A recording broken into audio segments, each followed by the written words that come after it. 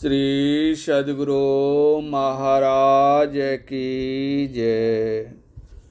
प्रातः स्मरणे अनंत श्री घोषित परमाराध्य संत सद्गुरु महर्षि में परमहंस जी महाराज का प्रवचन, ईश्वर के पास क्यों जाना चाहिए।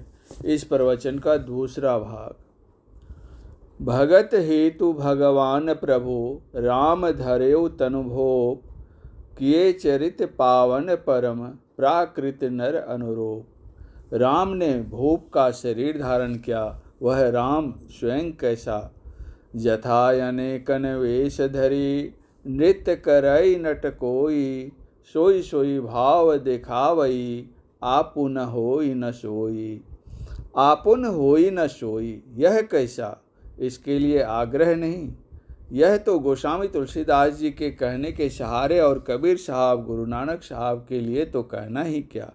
कबीर साहब कहते हैं, स्वरूप अखंडित व्यापी चैतन्य से चैतन्य, ऊंचे नीचे आगे पीछे दाहिन बाएं अनन्य।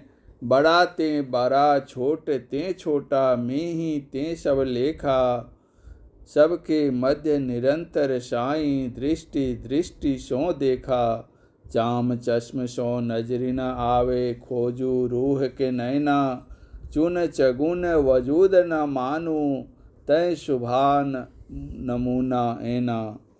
बड़ा से बड़ा वही हो सकता है जो अनादि अनंत है, असीम है। ईश्वर वह है जिसकी परिधि कहीं नहीं, सभी जगह केंद्र ही केंद्र है। जीव वह है जिसमें केंद्र सहित परिधि है। चाम चश्म चर्म दृष्टि से नहीं, आत्म दृष्टि से खोजने कहा। बाबा नानक के पास जाएं और उनसे पूछें कि ईश्वर के विषय में कहिए, तो वे कहते हैं, अलख अपार अगम अगोचरी, नातिषु काल न कर्म। जाति अजाति अजोनी संभव, नातिषु भाव न भर्म। साचे सचियार बिटहु कुरवानु, नातिषु रूप बरनु नहीं रेखिया। साचे शब्द निशानु, नातिषु मात पिता सुत बंधप। नातिषु काम न नारी, अकुल निरंजन अपर परम्परु। सगली जाति तुम्हारी, घट घट अंतरी ब्रह्मु लुकाइया। घटी घटी ज्योति सवाई, बजर कपाट मुकते गुरुमति। निर्भय तारी लाई। जैसे कबीर साहब ने कहा, चाम चश्म सो नजरी न आवे, खोजू रूह के नैना। वैसे ही गुरु नानक साहब ने कहा, बजर कपाट मुक्ते गुरुमति। निर्भय तारी लाई। श्री राम श्री कृष्ण विराट रूप, शिव रूप, देवी रूप, सब रूपों को दंडवत करता हूँ, किंतु प्रश्न रह जाता है कि उन रूपों में रहने वाला कौन है, तथा उसके बिना उपनिषद की यह सार्थकता रह ही जाती है कि भिद्यते हृदय ग्रंथि क्षीयन्ते सर्वे संशयाः, क्षीयन्ते चास्य कर्माणि तस्मिन् दृष्टे पड़ावरे। जैसे भागलपुर जाना है तो कहलगांव को छोड़ना होगा, उसी तरह ईश्वर के पास जाना है तो इंद्रिय ग्राम को छोड़ो। यह कहने की कोई आवश्यकता नहीं है कि ईश्वर का केंद्रीय रूप एक जगह है और व्यापक रूप किरणों से है। यह भी एक प्रश्न का उत्तर है कि ईश्वर के पास क्यों जाना चाहिए। ईश्वर तो सर्वत्र है। उसके उत्तर में है कि ईश्वर केंद्रीय रूप से एक जगह है और किरण रूप से सर्वव्यापक है, तो यह उत्तर भी गलत हो जाता है, क्योंकि केंद्र और उसकी किरण होने से ससीम हो जाता है। वह एक रस व्यापक नहीं हो सकता। किरण वहाँ फैल कर जाती है जहाँ वह स्वरूपता नहीं है, इसलिए एक रस व्यापक नहीं हो सकता। सूर्य कितना हो बड़ा हो, फिर भी उसकी किरण ससीम ही होगी, क्योंकि ससीम पदार्थ की किरणें भी ससीम होती है। ऐसा क्यों न कहो कि सर्वत्र एक समान, एक रस व्यापक, किंतु हमें पहचानने की शक्ति नहीं है। पहचानने की शक्ति यहाँ इसलिए नहीं है कि वह इंद्रिय गम्य नहीं है और हम इंद्रियों के संग संग हैं। इसलिए जहाँ इंद्रियों और शरीरों का संग छूटा, वहीं उसका दर्शन हो जाएगा।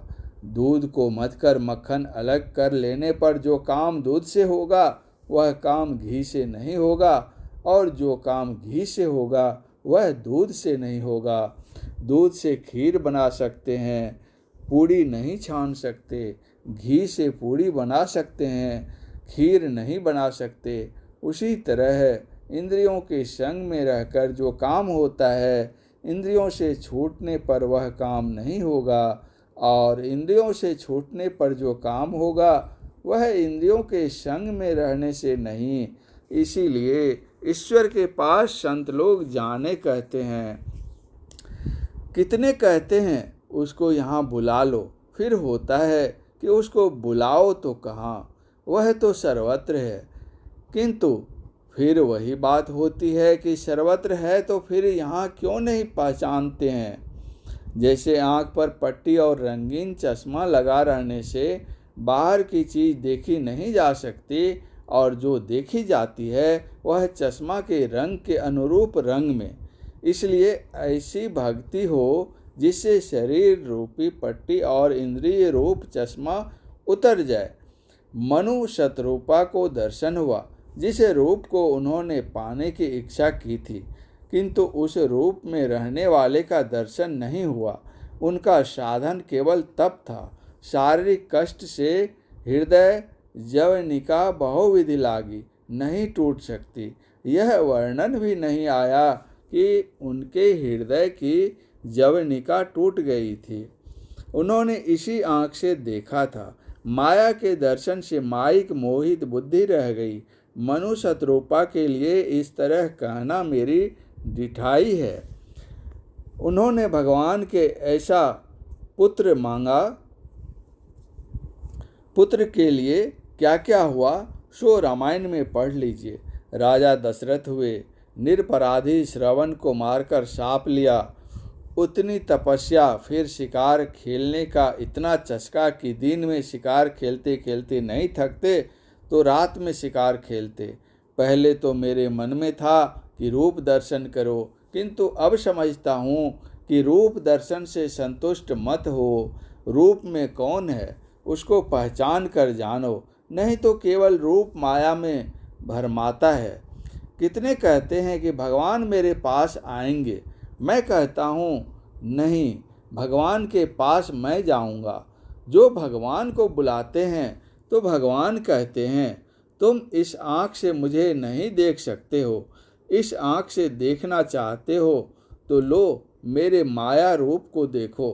किंतु मैं तो उस रूप में रहने वाले का दर्शन करना चाहता हूँ, और आप लोगों को भी मैं उसी को पाने की लालच देता हूँ।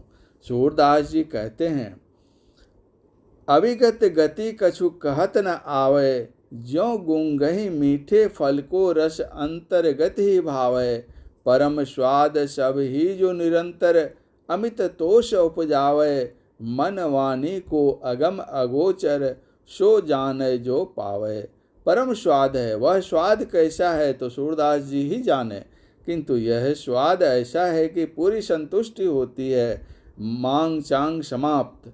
सूरदास जी भी भगवान के माया रूप के लिए बहुत लट्टू थे, किंतु चलते चलते वे अविगत गति तक ले जाते हैं। वे कहते हैं, ज्यों लो सत्य स्वरूप न सूझत, तो लो मनु मणि कंठ विसारे। फिरत सकल वन बूझत, अपनो ही मुख मलिन मंदमति। देखत दर्पण माह, ता काली माँ मेटिबे कारण। पचत पखारत छाँ, तेल तूल पावक पुट भरी धरी। बनय न दिया प्रकाशत, कहत बनाए दीप की बातें। कैसे हो तमनाशत।